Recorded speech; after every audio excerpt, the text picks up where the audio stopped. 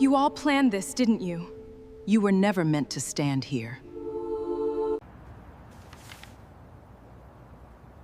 All this time, it was mine.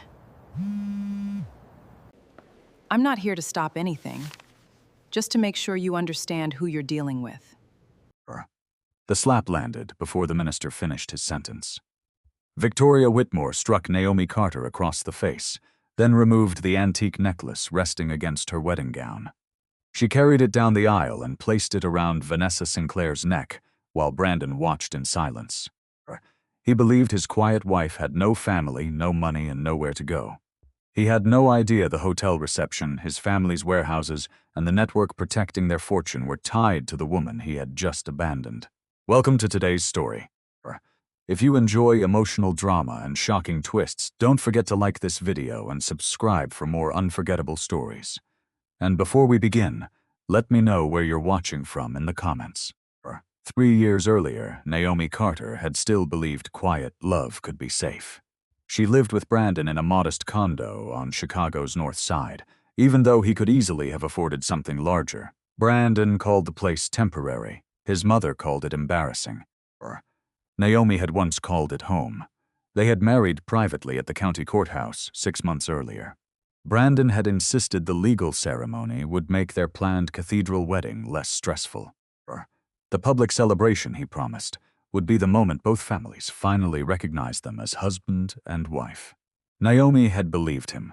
She worked as an administrative coordinator for a regional distribution company. Her salary was respectable but ordinary. She wore practical coats, carried the same leather bag for years, and took the train when Brandon used the car. To the Whitmores, those choices proved she had no ambition. Victoria never asked whether Naomi had savings. She never asked why Naomi understood commercial leases better than most junior executives, or why she could read a logistics report without needing the terms explained. She simply decided Naomi was poor. Brandon made the same assumption because Naomi never corrected him.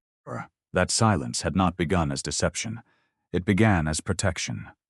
Before Margaret Carter died, she had warned Naomi that some truths attracted the wrong kind of attention.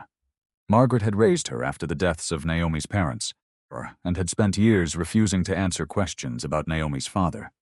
She left behind a locked wooden box, a brass key, and one instruction: open it only when remaining silent costs more than knowing the truth. Naomi kept the box in the back of their bedroom closet beneath winter blankets Brandon never touched. She did not know everything inside it. She only knew Margaret had feared what might happen once it was opened. That was why Naomi had not told Brandon. At first, she had wanted him to love her without a name, inheritance, or powerful connections standing between them.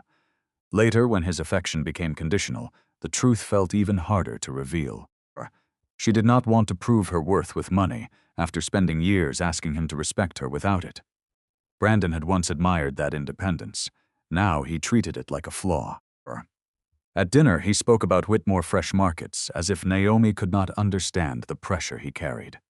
His family's grocery chain had expanded quickly across the Midwest, supported by refrigerated warehouses and preferred shipping contracts Brandon rarely examined closely. Whenever Naomi asked careful questions about supply costs or long-term obligations, he smiled as though she were being sweet. "You don't have to worry about business," he would tell her. "That's my world." Naomi would lower her eyes, but not because she agreed. She had noticed the names on several contracts left open on his desk: Meridian Cold Logistics, Blackstone Meridian Hospitality, related companies appearing again and again beneath the Whitmore family's growth. The names stirred something she could not place. Then there was Jonathan Brooks. He had called twice from New York City. The first time, Naomi ended the call when Brandon entered the room. The second time, Jonathan left a message asking her to contact Brooks, Heiress and Cole, regarding a private family matter that could no longer be delayed. She deleted the notification but saved the number. Brandon never noticed. He was too busy hiding his own calls. His phone had begun lighting up after midnight. He carried it onto the balcony and lowered his voice. When Naomi asked who needed him so late, he blamed vendors, expansion problems, or his mother. Then Vanessa Sinclair began appearing everywhere. She attended Whitmore dinners. She joined Victoria's charity committee. She somehow became involved in wedding planning despite having no official role. Victoria praised Vanessa's education, her family connections, and her understanding of how people at our level lived. The insult was never direct. It did not need to be. One evening, Naomi found Vanessa's lipstick on a wine glass beside Brandon's home office computer. Brandon said his mother had stopped by with several committee members. Naomi wanted to believe him, but belief had started feeling less like trust and more like self-betrayal. She remained because the cathedral ceremony was only weeks away, because she was already legally married, and because walking out required more than suspicion. Naomi needed the truth. Not for revenge, for herself. That night, while Brandon slept with his phone beneath his pillow, Naomi stood before the closet and pulled away the winter blankets. The wooden box waited in the darkness. Before she could reach for the brass key, Brandon's phone vibrated. A message appeared across the screen. It was from Vanessa. Victoria has everything arranged for the altar. After Sunday, Naomi will never be part of this family again. Naomi did not move for a long time after reading the message. The screen dimmed in her hand, then went black, leaving her reflection staring back at her in the dark glass. She could still feel the weight of the words, not loud, not dramatic, but precise enough to rearrange everything she thought she understood about her marriage. Victoria has everything arranged for the altar. Not a threat, not a guess, a plan. Naomi set the phone back where she found it, exactly where Brandon had left it. She adjusted the blanket over him, the same way she had done countless nights when he worked late and fell asleep without meaning to. Her hands were steady. That surprised her. Somewhere deep inside, something had already shifted. The part of her that used for explanations, that part had gone quiet. She walked back to the closet. The wooden box sat beneath the folded coats, exactly where she had left it. She pulled it out slowly, brushing dust from the carved lid. The brass key still hung from its faded ribbon, just like Margaret had left it. Her fingers hovered over it. Then she stopped. Not yet. Naomi exhaled and pushed the box back into place. If she opened it now, it would be out of fear, out of panic, and Margaret had been clear. The truth inside that box required strength, not desperation. She wasn't there yet. Instead, she reached for her phone and opened the saved number from New York City. Jonathan Brooks. Her thumb rested on the call button. Then she locked the screen again. Not tonight. Naomi returned to the bedroom and lay beside Brandon, eyes open, staring at the ceiling. She listened to his breathing, slow and even, as if nothing in the world was shifting beneath them, as if tomorrow would still belong to both of them. It wouldn't. Morning came quietly. Brandon woke up in a rush, already dressed in tensions before his feet touched the floor. He checked his phone immediately, scrolling through messages Naomi had already seen. He didn't notice her watching him. "We have a final meeting with the event planner today," he said, avoiding her eyes as he buttoned his shirt. "Mom wants to confirm everything for Sunday."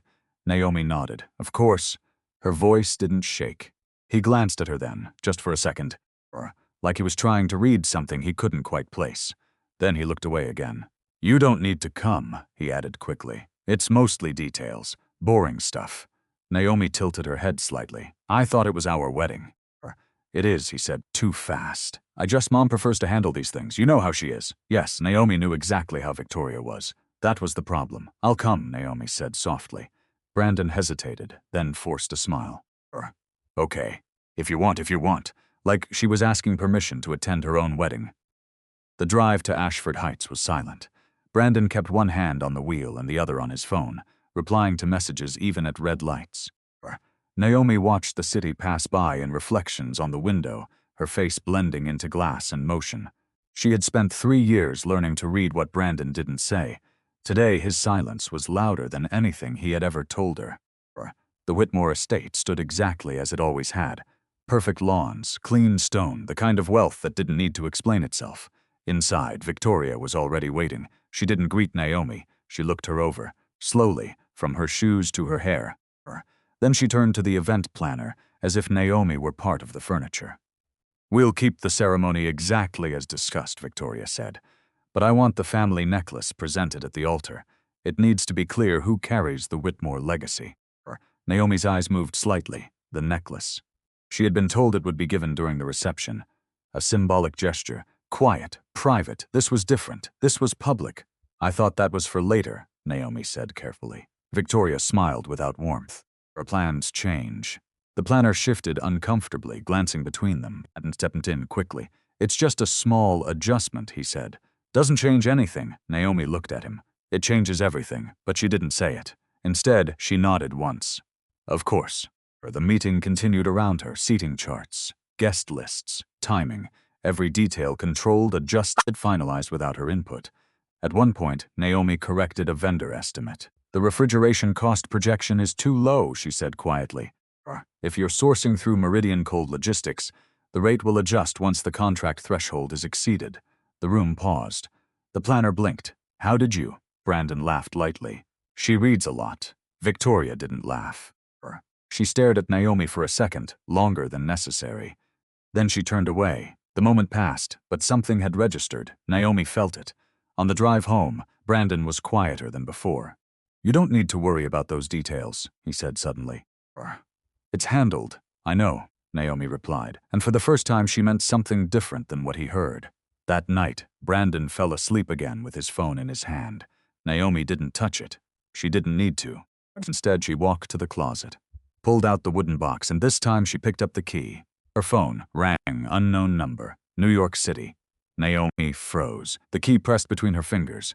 The call stopped. A message appeared seconds later. Miss Carter, this is Jonathan Brooks. We need to speak before the end of the week. It concerns assets currently tied to Whitmore Fresh Markets. Naomi stared at the screen, then slowly looked at the box in her hands, and finally she unlocked it. The lock clicked softly. Naomi didn't open the box right away. She sat on the edge of the bed, the wood resting in her lap, the brass key still between her fingers.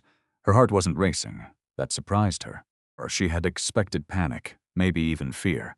Instead, there was something quieter, a kind of stillness that came when there was nothing left to pretend. She lifted the lid. Inside, everything was arranged with care, not cluttered, not overwhelming. Just enough to tell a story if she was ready to hear it. A sealed envelope, a small stack of documents, a photograph, and a ring wrapped in dark cloth. Naomi reached for the photograph first. It showed a man standing near a line of cargo containers, dressed simply but standing like he belonged exactly where he was. There was no performance in his posture, no need to prove anything, just presence. Something in her chest tightened. She had never seen his face before, but she knew, her father, Edward Carter. The name echoed in her mind even before she opened the envelope. Her hand slowed as she broke the seal. The letterhead read, Brooks, Harrison & Cole LP, Jonathan Brooks. Her eyes moved across the page, carefully at first, then faster, then slower again as the meaning settled in. You are the sole beneficiary of a private inheritance structures established by your late father, Edward Carter, founder of Blackstone Meridian Holdings. Naomi stopped reading. The room felt smaller. Blackstone Meridian. The name wasn't unfamiliar. She had seen it on contracts, on vendor lists, on the margins of Whitmore business documents Brandon had left open without thinking she would understand them. She looked back at the letter. The language was formal, precise. It referenced trusts, holding entities, delayed disclosure, legal safeguards that had prevented access until she reached a certain age or initiated contact herself. She was past that age, by years. Naomi swallowed. The delay wasn't an accident. It had been intentional. She reached for the second note. This one was handwritten. Margaret's handwriting. My girl, if you are reading this, then something has finally broken enough for you to look for the truth. I am sorry I made you wait this long. I was trying to protect you from a world that does not treat kindness as strength. Your father loved you. He built something that people would fight over if they knew you existed. I promised him you would not be pulled into that until you could stand without asking anyone for permission. If life has brought you here, then you are ready. Go to them. Listen. But do not let anyone decide your worth for you again. Naomi closed her eyes. Margaret had known all those years, all those questions left unanswered. It hadn't been neglect, it had been protection. Naomi wiped her face once, not letting the emotion stay long enough to take control. She wasn't that girl anymore. She reached for the documents. Next, corporate structures, ownership summaries, names of subsidiaries, logistics companies, hospitality groups, cold storage networks. Her eyes stopped on one name, Meridian Cold Logistics, the same company she had mentioned at the planning meeting. The same company Brandon had dismissed. Naomi flipped another page, Blackstone Meridian Hospitality. Her breath caught. She remembered the venue contract, the Grand Meridian Hotel, the reception. She sat very still, not shocked, just connecting. Every piece she had ignored now lining up in front of her. She picked up her phone. This time she didn't hesitate. She called Jonathan Brooks. He answered on the second ring. "Miss Carter," he said calm, like he had been expecting her at this exact moment. "I'm glad you called." Naomi didn't waste time. "I received your message," she said. "I've opened the documents." There was a brief pause on the line. "Then you understand this cannot wait any longer," Jonathan replied. "I understand that you've been trying to reach me for years," Naomi said. Another pause. Slightly longer. "Yes," he said. "We respected the structure your father put in place. We couldn't force contact. But now that you've initiated, everything changes." Naomi looked at the papers spread across her bed. "Start with what matters right now," she said quietly. "Not history, not theory. What affects my life today?" Jonathan didn't hesitate. "Whitmore Fresh Markets," he said. Naomi's fingers tightened slightly. "What about it?" "They are dependent on several service agreements connected to Blackstone Meridian entities," he explained. "Cold storage, distribution routing, facility leasing. Not fully owned, but integrated enough that disruption would have significant financial consequences." Naomi said nothing. Brandon's world. Built on something he didn't even understand. "They don't know," she said.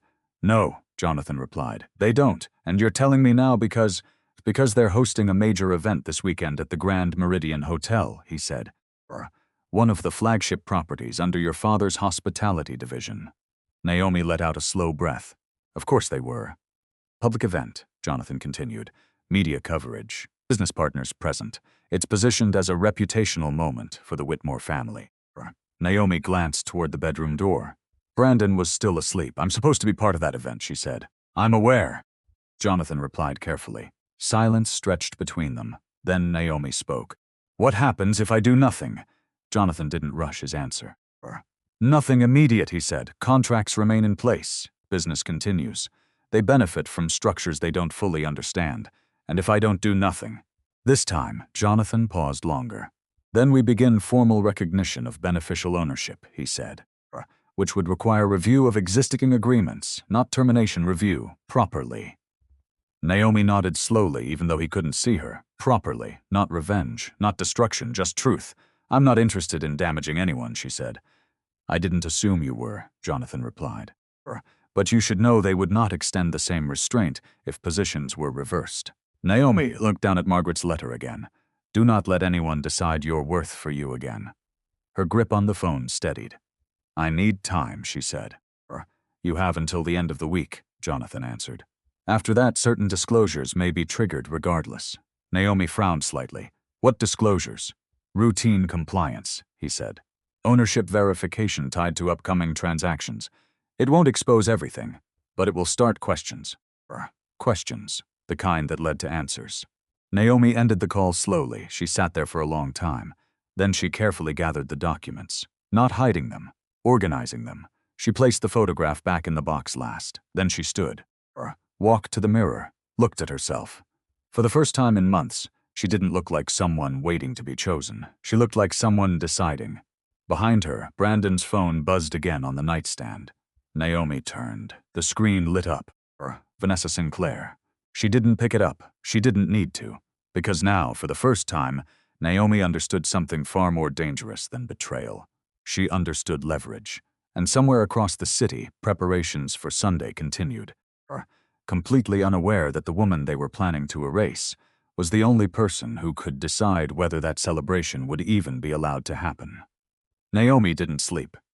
She lay still beside Brandon, listening to the soft rhythm of his breathing, while her mind moved through every line of the documents now hidden back inside the wooden box. Not fear, not panic, just clarity.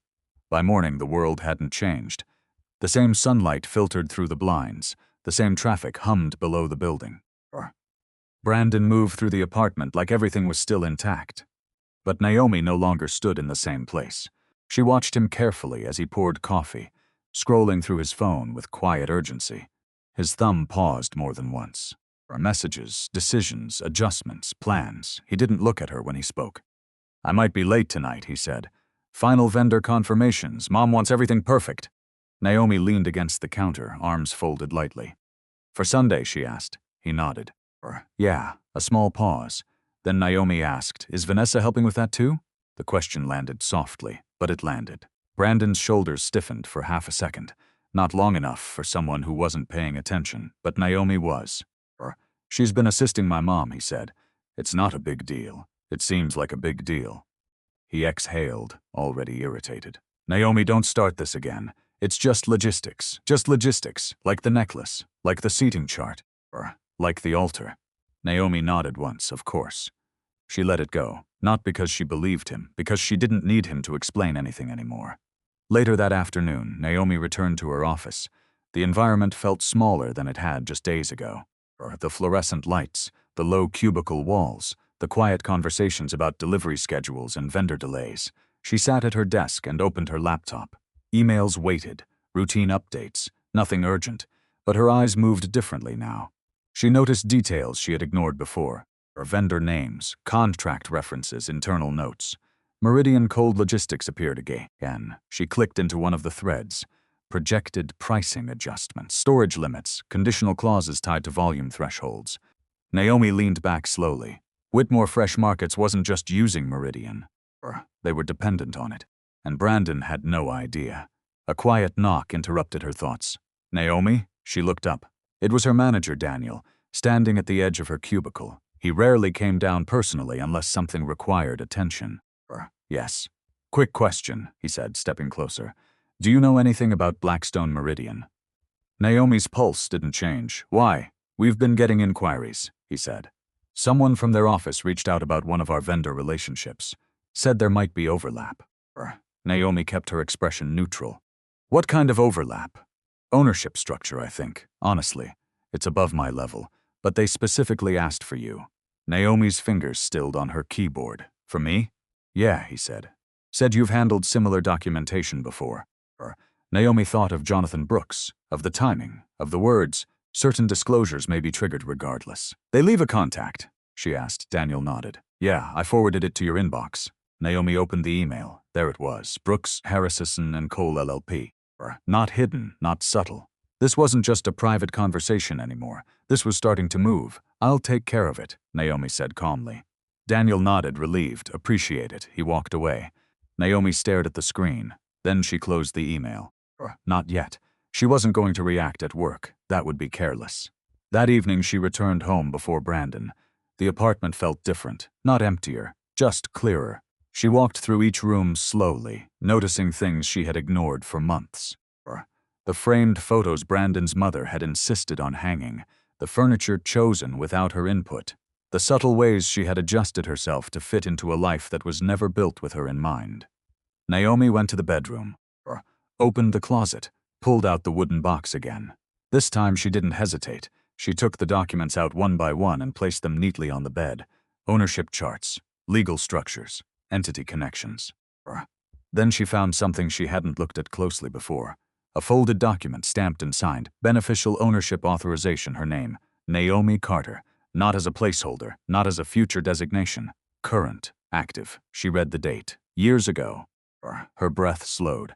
This wasn't something she was about to inherit. It was something she already owned. She sat down slowly. All this time, while she was asking Brandon to respect her, she had already held more leverage than his entire family, and she had never used it. The front door opened. Naomi didn't move. Brandon stepped inside, loosening his tie as he walked. Hey, he called casually. You home? She didn't answer. He walked into the bedroom and stopped. The documents were still spread across the bed.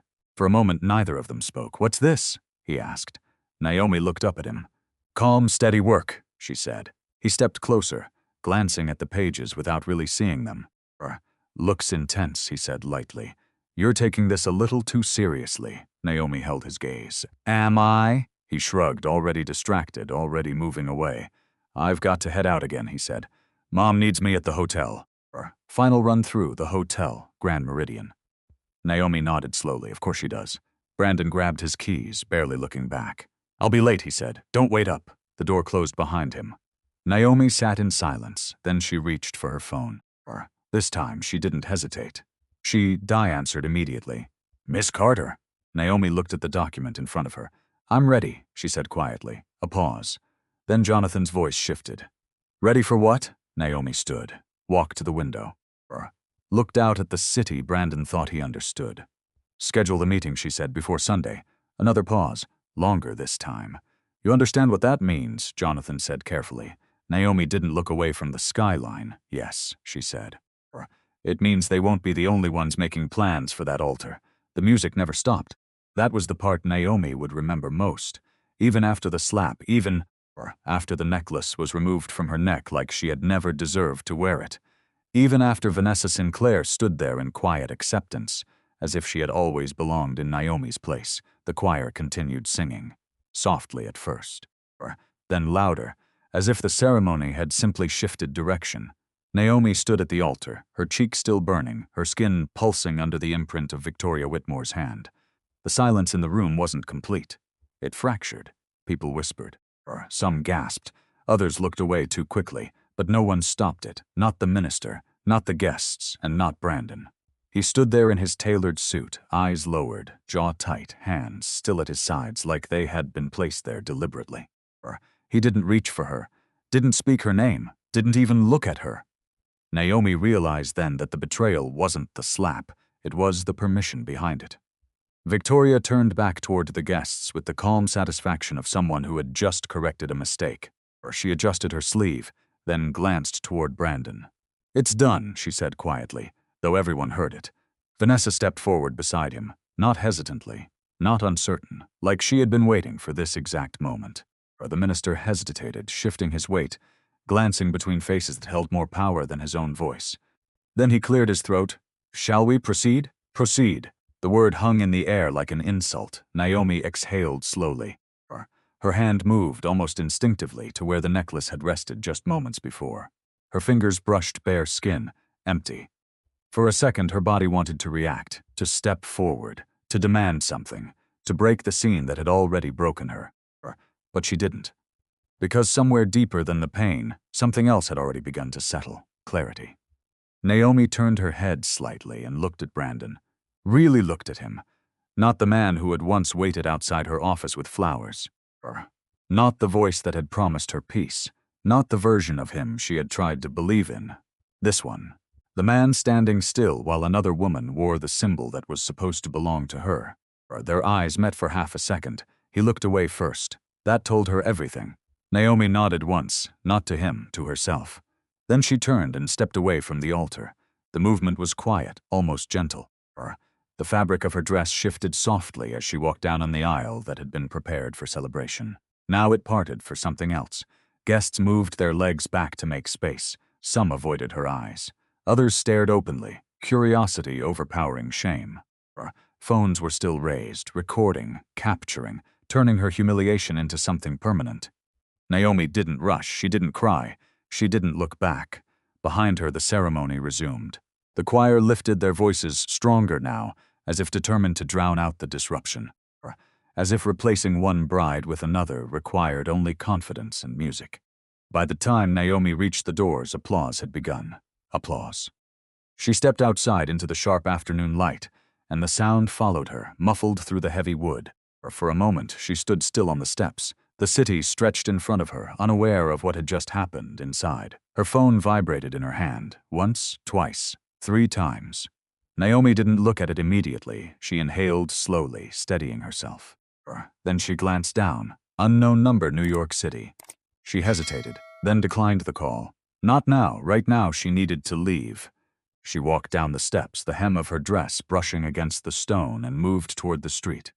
A few guests had followed at a distance, whispering, pretending concern they hadn't shown inside. Naomi, she didn't turn. Are you okay?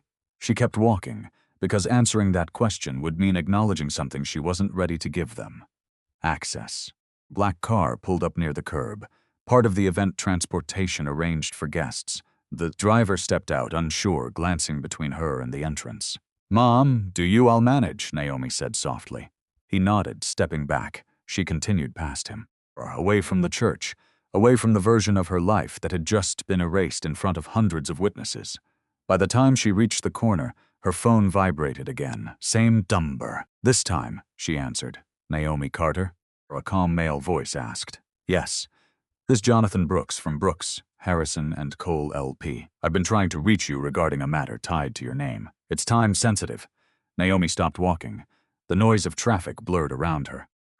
What kind of matter? She asked, a brief pause. An inheritance structure connected to Edward Carter, he said. We believe you are the primary beneficiary. Naomi's grip tightened on the phone. For a second, she thought she had misheard. I think you have the wrong person, she said quietly.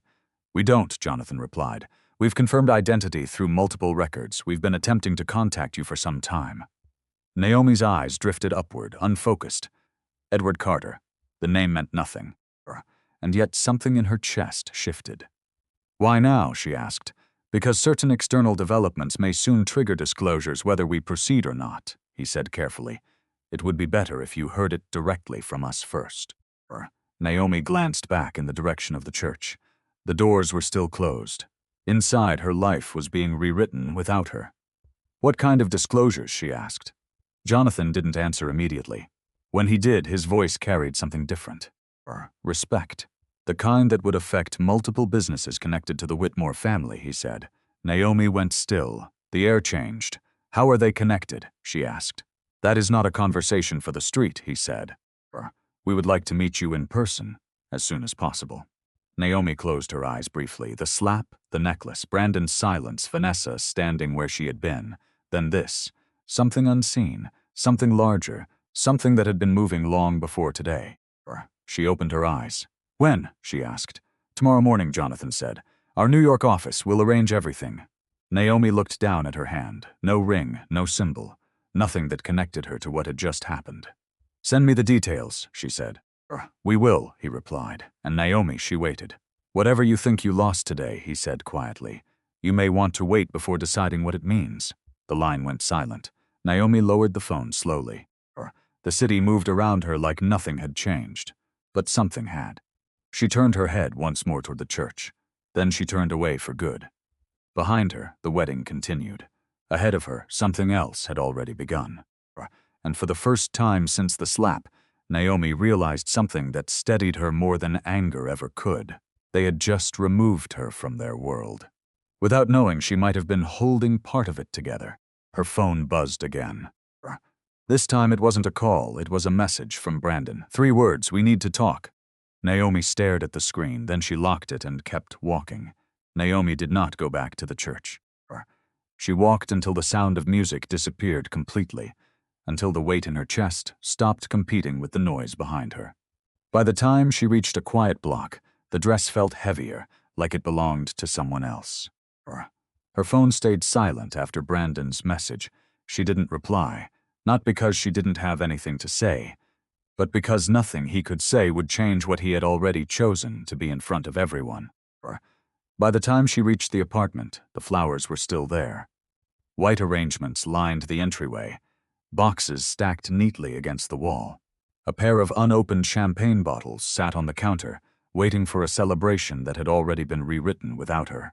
Naomi stepped inside slowly, closed the door, and for the first time since the altar, the silence felt real. Not forced, not watched, not recorded. Just quiet. She stood there for a long moment, then reached up and removed her veil. It slid free easily, too easily. Like everything else that had been taken from her that day, she placed it on the table. Then she sat. Her eyes moved across the room, taking in the life she had been preparing to step into.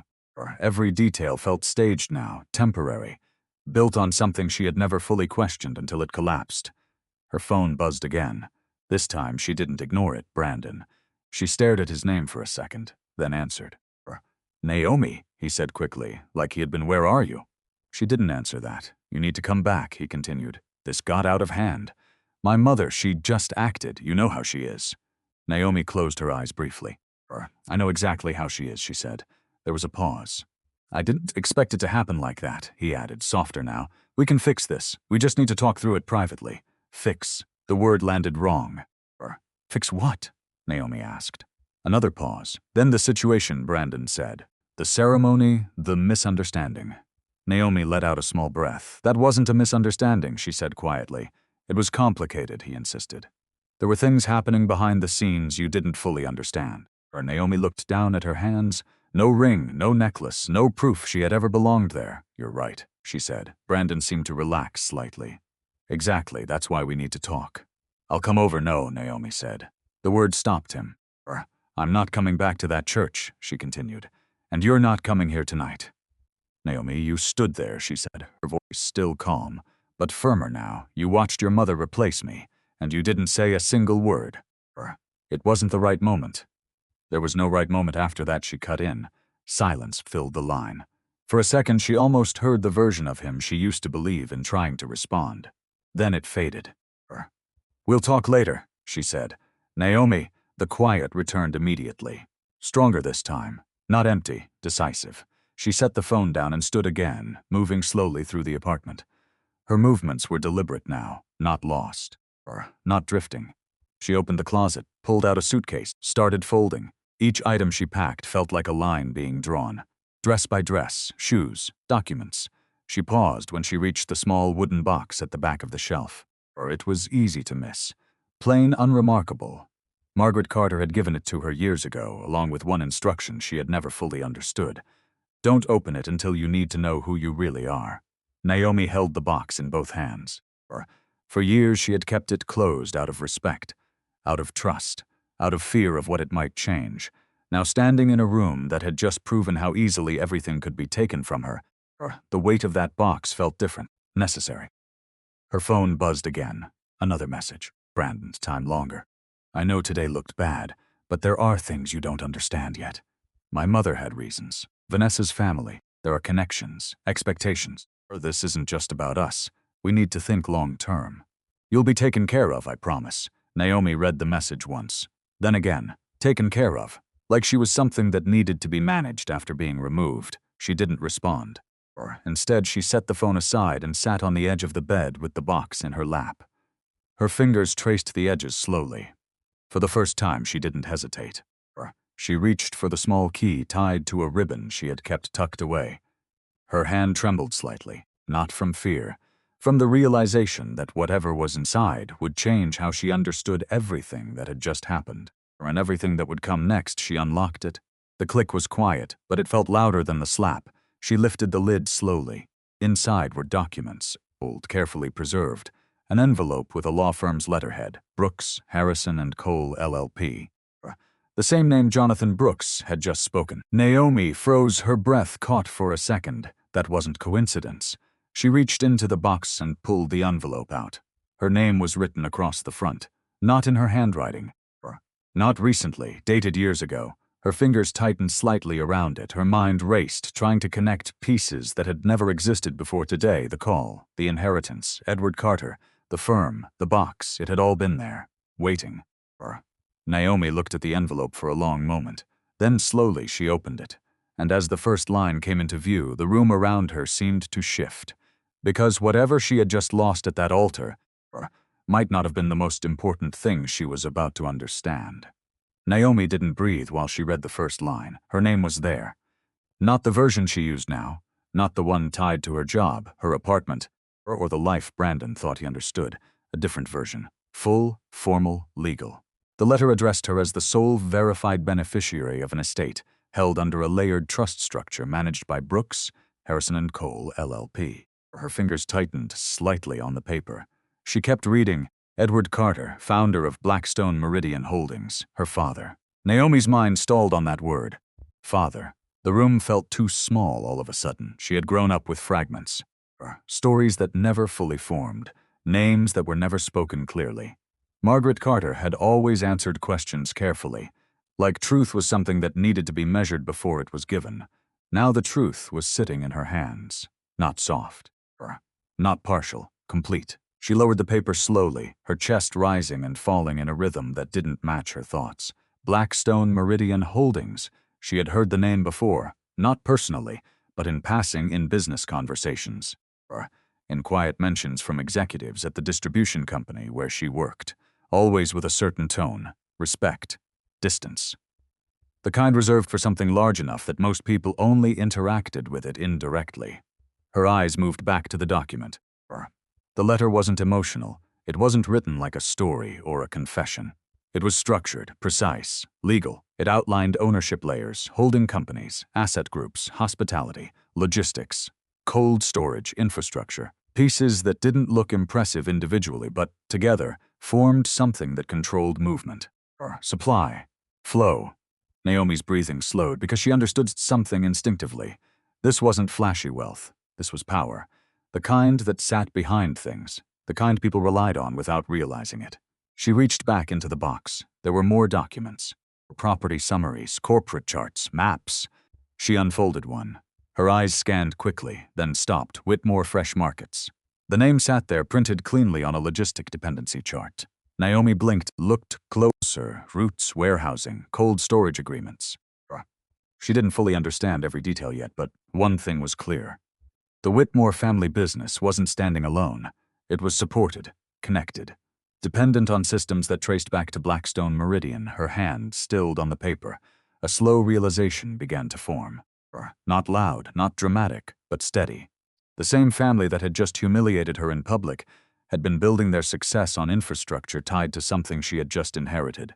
Naomi sat very still, not smiling, not reacting outwardly, just absorbing. There was a knock at the door. Sharp, unexpected. She froze, then stood, moving carefully toward the entrance. Another knock. "Naomi, it's me, Brandon." Of course. She didn't open immediately. Her hand hovered near the handle while her mind caught up to the present. He was still the same man who had stood there, who had said nothing. Whatever this letter meant, he didn't know it. "Not yet, Naomi, please," he said through the door. "We need to talk." She opened it, and stepped inside quickly, like he was afraid she might change her mind. He looked different, less composed. His tie loosened, jacket gone. The polished image cracked just enough to show the pressure underneath. He glanced around the apartment, at the suitcase, at the open closet. "You're leaving?" he asked. "Yes."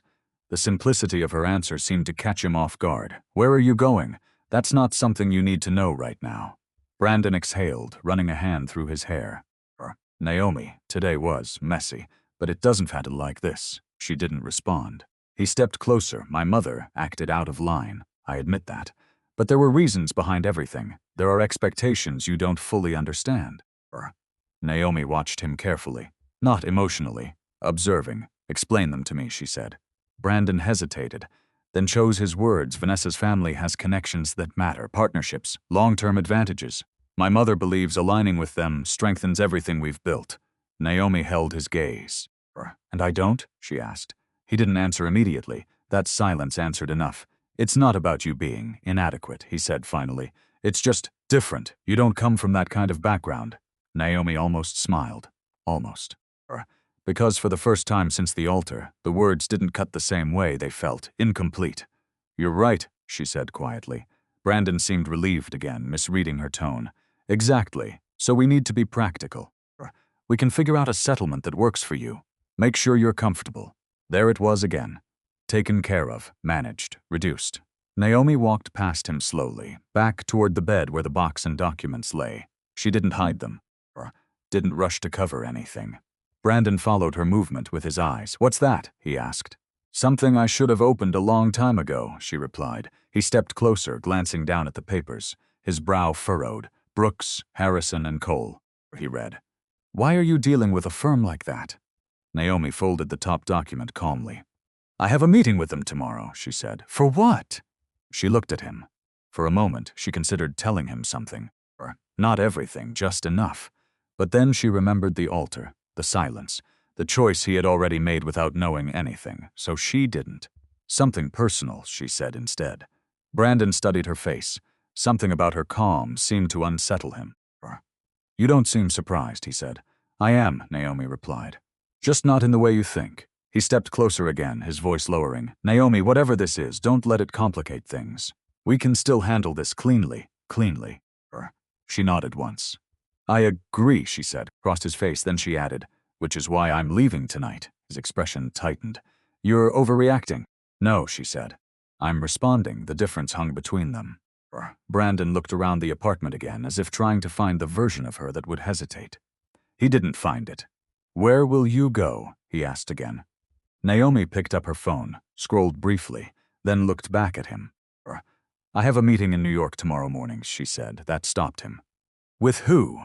He asked. She held his gaze. With the people who have been trying to reach me for years. Brandon frowned. What does that even mean? Naomi didn't answer. Instead, she picked up the envelope again and slid it back into the box, closed it, locked it. This time she kept the key in her hand. Not hidden, not forgotten, kept. Her phone buzzed again. An email this time. She opened it. Flight details. Hotel confirmation. Meeting address. Blackstone Meridian Holdings. Executive office floor. Naomi read the line once, then again. Then she looked up at Brandon. He was still watching her, still trying to understand something he couldn't see. And for the first time, Naomi realized something clearly.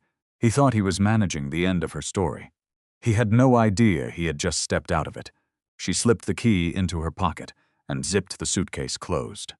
New York felt colder than Chicago, even though the temperature said otherwise. Naomi stepped out of the car in front of the Blackstone Meridian building and paused for a second, taking it in.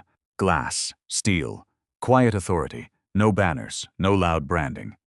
Just a name etched in clean lettering above the entrance. Blackstone Meridian Holdings. The kind of place that didn't need to introduce itself. She adjusted her coat slightly and walked inside. The lobby was wide, polished, and calm. People moved with purpose, but without noise. No one rushed. No one lingered. It felt controlled. A receptionist looked up immediately. Good morning. Naomi stopped. Yes. The woman smiled politely, already standing. Mr. Brooks is expecting you. Please follow me. No confusion, no verification struggle, no hesitation. Naomi followed her toward the private elevator. That detail didn't go unnoticed. Inside, the elevator required a keycard. The receptionist tapped hers, then stepped back as Naomi entered alone. Executive floor, she said. They're ready. The doors closed. Naomi stood still as the elevator moved. Her reflection stared back at her from the mirrored wall. Same face, same woman. But something had shifted. Not visibly, internally. When the doors opened, the difference became clearer. The floor was quieter than the lobby, larger, offices spaced wider apart, glass walls, with privacy built into the design. People spoke in lower tones. Some glanced up as she walked past, not curious, aware.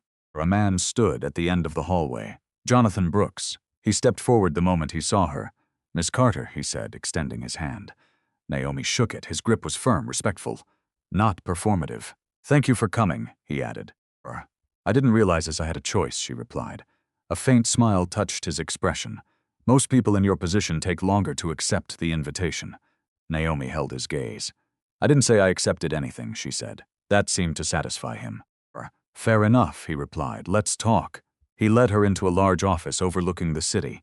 The view wasn't the focus, the table was.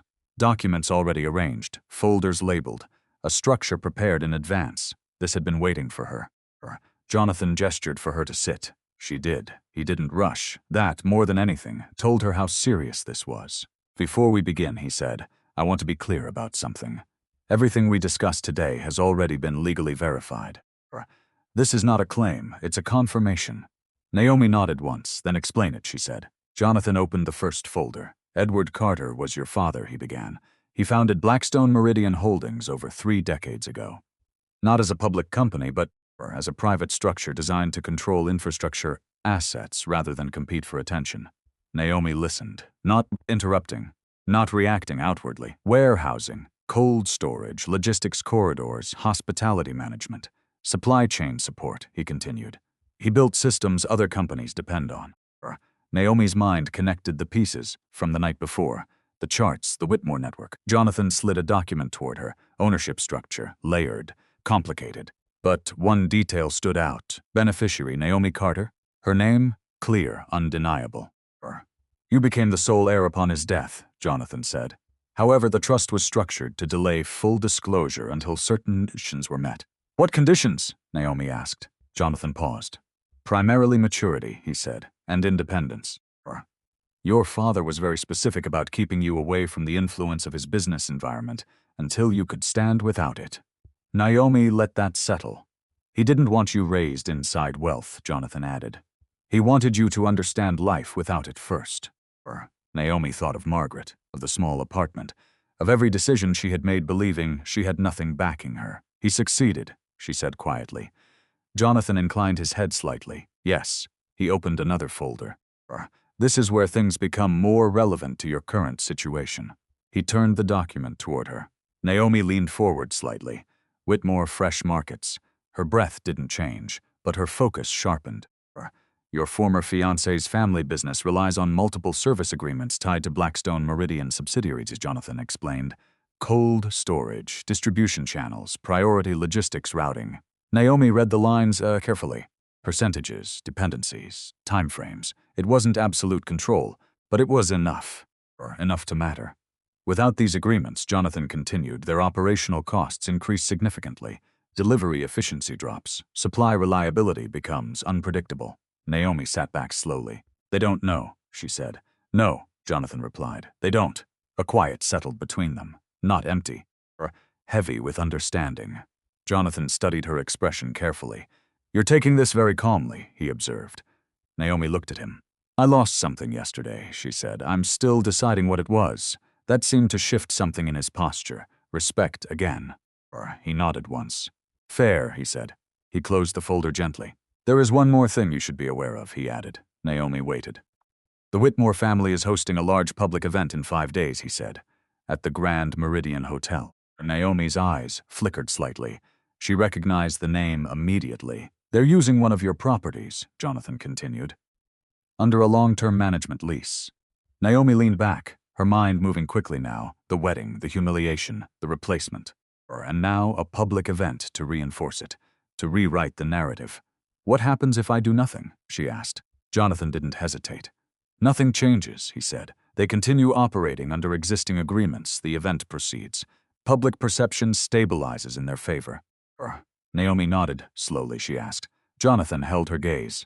Then we begin reviewing contracts, he said. Formally, legally, quietly. Naomi exhaled, not out of stress, out of clarity. For the first time since the altar, the situation felt balanced. Not emotionally, strategically. They humiliated you believing you had no leverage, Jonathan added. They made decisions based on incomplete information.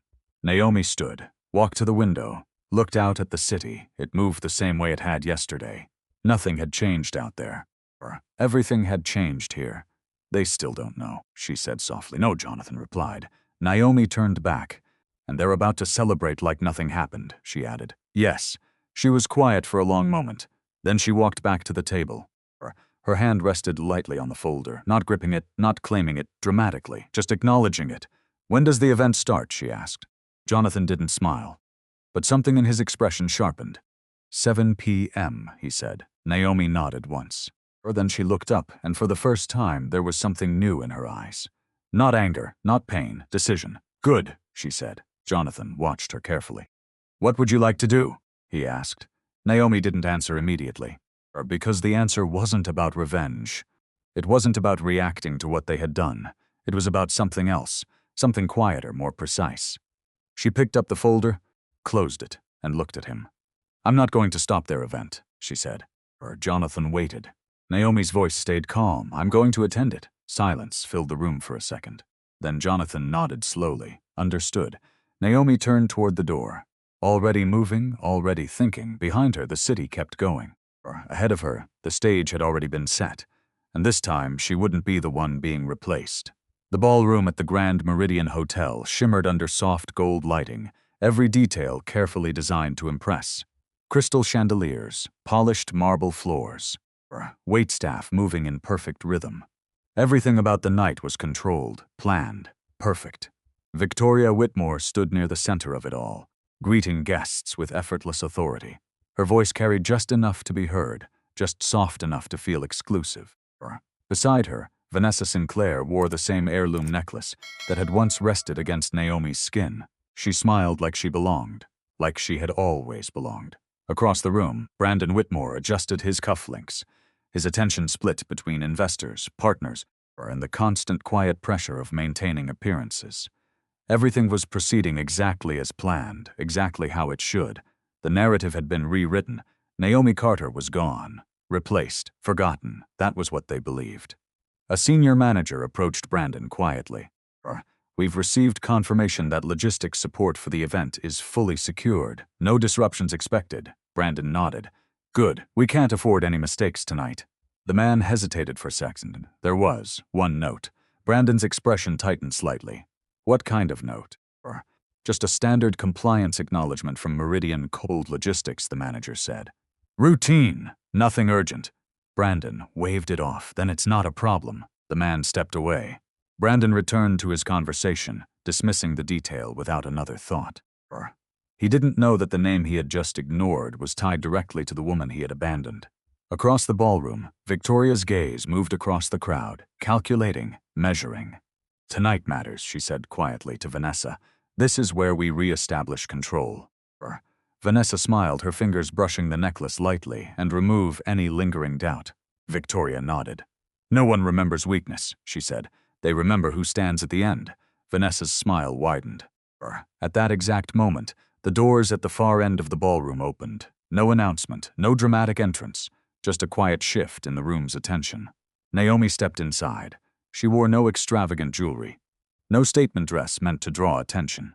Just something clean, composed, intentional, but the effect was immediate.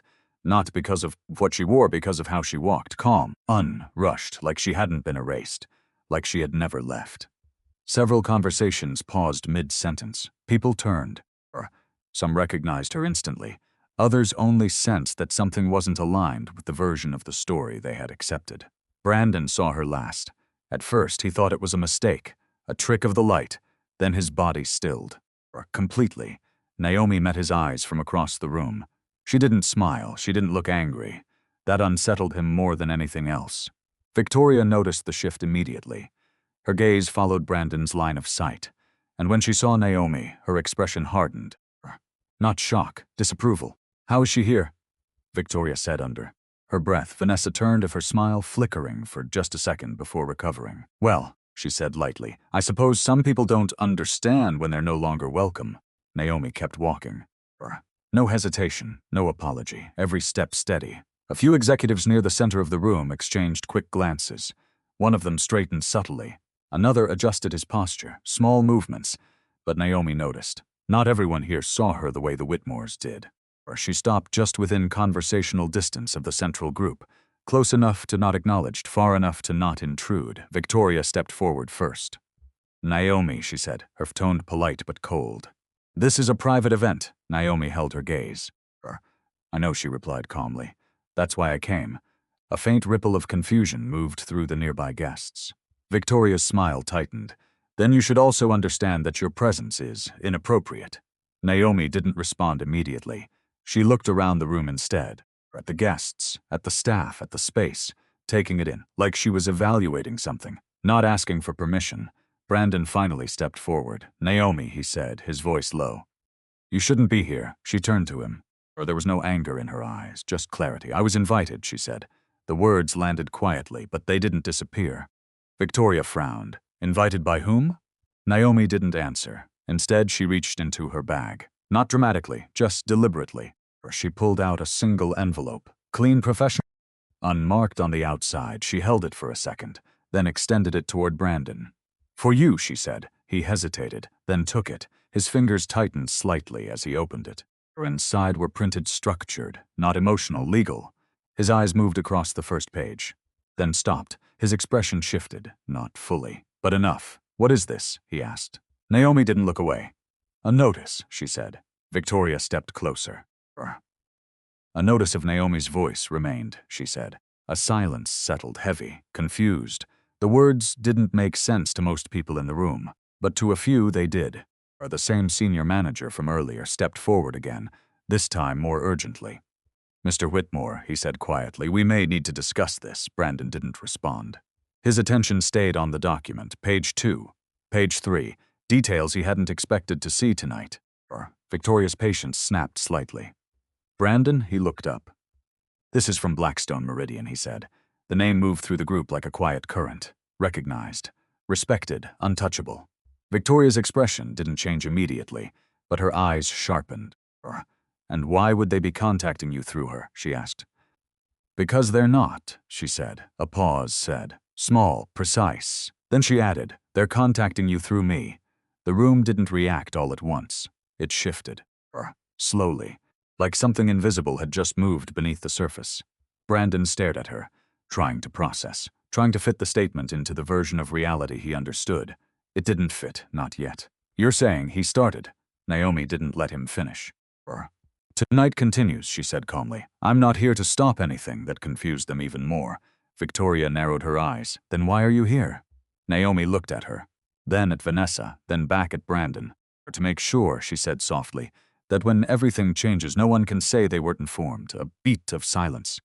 Then across the ballroom, one of the hotel's senior directors approached, not casually, directly, his posture formal, his focus fixed on Naomi. He stopped a few steps behind her, waited, respectfully, like he knew better than to interrupt, but also like he knew he needed to be there. Victoria noticed, so did Brandon.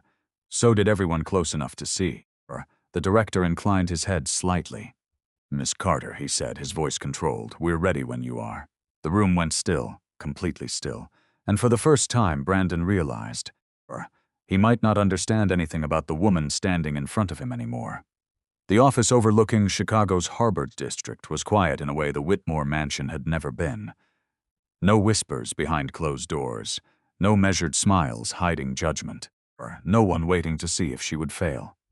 Naomi stood by the window, her reflection faint against the glass. Below her, the city moved with purpose, contracts being signed, deals being made, systems running on decisions most people would never see.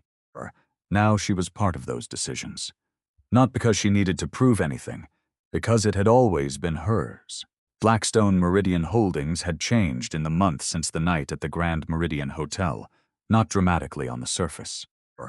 The structure remained intact. The operations continued, but the culture shifted. Naomi insisted on transparency where there had been silence, accountability where there had been quiet favoritism. She listened more than she spoke, but when she spoke, people paid attention. Not out of fear, out of trust. Jonathan Brooks had once asked her if she intended to use her position to correct past injustices. She remembered the way he phrased it. Careful, professional. She had thought about it longer than he expected. Then she told him no. Not because there had been no injustice, but because she refused to let her future be shaped by what they had done to her. The Whitmores felt the shift anyway. Contracts were reviewed, terms adjusted, preferential treatment quietly removed. Nothing illegal, nothing personal on paper, but everything was different. Whitmore Fresh Markets had to renegotiate logistics agreements like everyone else. Margins tightened, expansion slowed. Their influence in certain circles softened. Victoria Whitmore was still respected, but no longer untouchable. Brandon Whitmore learned the cost more personally. The calls he made were returned less quickly. Invitations arrived less often. Conversations ended sooner than they used to. He understood why. Too late. He had written to Naomi once. A handwritten letter. Not an email, not a message through lawyers. Something real. She received it. She recognized the handwriting immediately. She didn't open it. Not out of anger, not even out of pride, but because she already knew what it would say. Regret didn't need to be read to be understood. The envelope remained sealed, placed in a quiet drawer in her office. Not hidden, not displayed. Archived, like a chapter that had already ended. Margaret Carter's name, however, did not stay in the past. The foundation Naomi launched carried it forward, not as a symbol of wealth, but of care. It funded community clinics, housing initiatives, quiet support systems for people who had no powerful last name to rely on, the kind of help that never made headlines. The kind that actually changed lives. Naomi refused interviews about it. When asked, she redirected attention to the work itself. She had spent too long being defined by what others thought she lacked. She wasn't interested in being defined by what she now had. One afternoon, as she reviewed a proposal, Jonathan paused at her office door. They're still talking about that night, he said. Naomi didn't look up immediately. People always talk. They call it one of the most unexpected reversals in recent business memory, he added. That made her glance up. Just briefly. Is that what it was? Jonathan smiled faintly. From the outside, yes. Naomi leaned back slightly. From the outside, it looked like a hidden heiress reclaiming power.